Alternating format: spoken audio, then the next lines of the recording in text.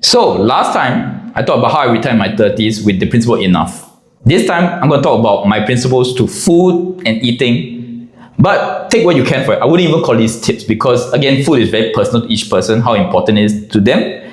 For me, obviously, I eat to live, I don't live to eat. Now, important, this does not mean I just buy cheap food or I eat very unhealthy stuff because it's cheap.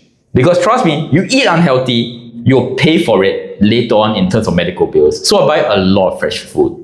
So this of course leads to the first point. I cook a lot. In fact, minus CDC vouchers, thank you government, and eating out with friends, I hardly eat out. So I cook a lot. And because I cook a lot, it means that when I go NTUC, I can buy in those bigger batches like a tapioca this big. I can eat throughout the week.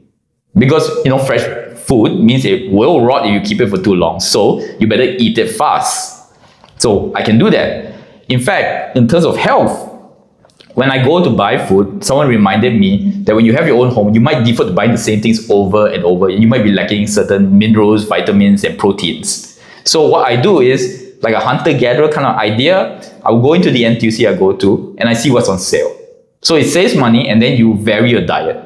Like this week, it might be Korean muscat grapes. Next week, it might be Australian strawberries. You find a thing on sale, like a 2-for-1 for cream of corn soup, for example. Then every week, your batch of food and groceries is different. So you vary and it's healthier for you also. But make sure, of course, to make most of it fresh.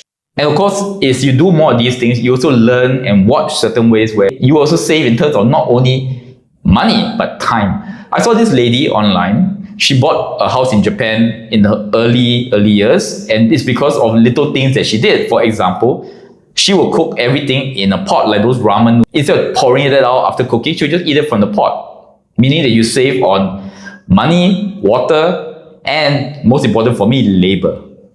Right? The time. You never get back time. So the only thing I would say, because I do it now, is you have to learn that when you finish cooking, it's hot, right? Leave it somewhere, go clean the kitchen or something. So those are my principles to food and all. I hope it helps you in some way. Thank you very much. Till next week.